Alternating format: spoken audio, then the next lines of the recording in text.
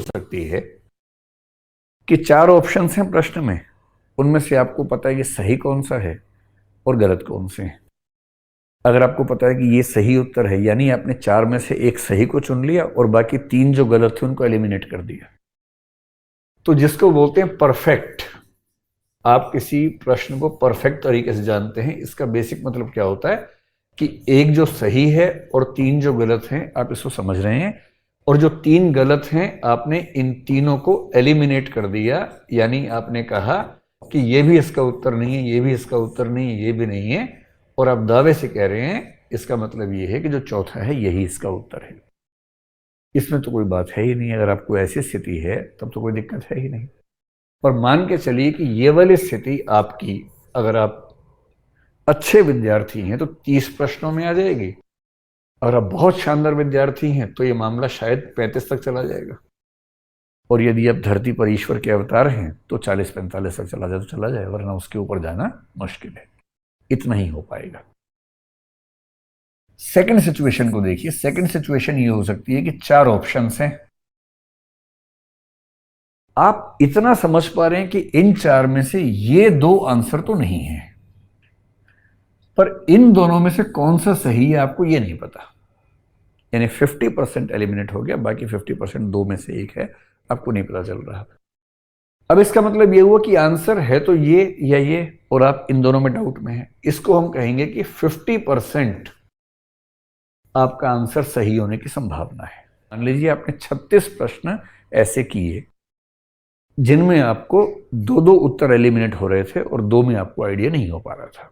ठीक है, तो जब 36 ऐसे प्रश्न करेंगे तो क्योंकि संभावना सही होने की कितनी है, 50% है, तो मान लेते हैं कि 18 सही हो गए, 18 गलत हो गए। एकदम सिंपल है। 18 गलत प्रश्नों से नुकसान कितना होगा, इसको 3 से भाग कर लीजिए, यानी कि 6 प्रश्नों का नुकसान हो जाएगा। लेकिन आपने सही कितने कर दिए, 18 कर दिए, और इसका मतलब ये हुआ कि 18 - 6 यानी 12 प्रश्नों का कुल लाभ, यानी 24 अंकों का कुल लाभ आपको होगा ऐसे 36 प्रश्नों में, जिसमें आपको 4 उत्तरों में से 2 एलिमिनेट करने में सुविधा हो रही है, बाकी 2 में से आपको आइडिया नहीं हो रहा है। अब तीसरी कंडीशन ये हो सकती है कि 4 ऑप्शंस हैं,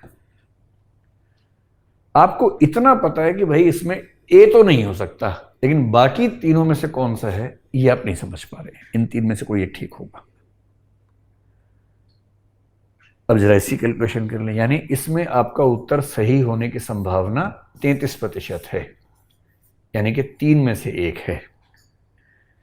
एक तो आपको पता ही कि वो तो आंसर हो नहीं सकता, बात खत्म हो गई। बी सी डी में से आपको पता नहीं, आपने कुछ भी लगा दिया, तो बी के ठीक होने की संभावना 33.3 है।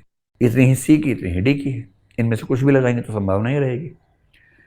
यदि 33% संभावना है, मान लीजिए कि ऐसे 36 प्रश्न हैं, 36 में 33% का मतलब है कि 12 प्रश्न आपके ठीक हो जाएंगे और 24 प्रश्न आपके गलत हो जाएंगे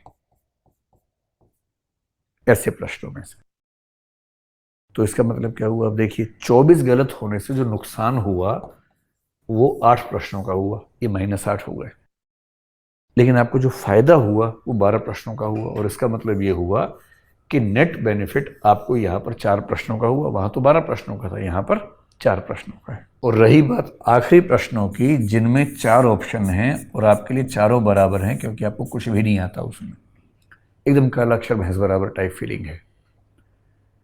ऐसे प्रश्नों को आप अटेम्प्ट करेंगे या नहीं करेंगे उससे कुछ फायदा नहीं है, क्योंकि उसमें आपका आंसर सही होने की संभावना 25% है। ये वही स्थिति जो मैंने ऊपर बताई थी। अगर आप ऐसे 36 सवाल करेंगे जिसमें वो कुछ नहीं आता, तो आपके 9 सवाल ठीक होंगे, 27 गलत हो जाएंगे। 27 गलत होने का मतलब हुआ -9, 9 ही ठीक हुए थे, कुल मिला के निचोड़ क्या निकला, 0।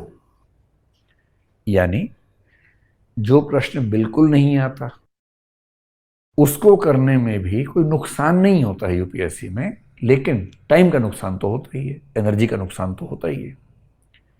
इसलिए अगर आप मुझसे पूछें कितने प्रश्न करने चाहिए, तो मैं कहूँगा कि 85 प्रश्न लगभग कर देने चाहिए कम से कम। हो सके तो 90 तक भी कर सकते हैं, यदि आपकी बाकी तैयारी के हिसाब से वो मैच करता है, सूट करता है तो।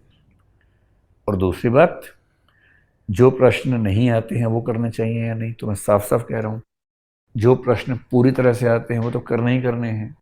जिन प्रश्नों में 2 उत्तर एलिमिनेट हो रहे हैं वो भी करने हैं, और जिन उत्तरों में, जिन प्रश्नों में एक आंसर एलिमिनेट हो रहा है उसको भी करने की कोशिश कर सकते हैं। कोई खास हर्ज की बात इसमें नहीं है, क्योंकि इसमें अंततः निचोड़ के रूप में कुछ एक्स्ट्रा बेनिफिट ही होना चाहिए। अगर आपकी कॉमन सेंस ठीक है, अगर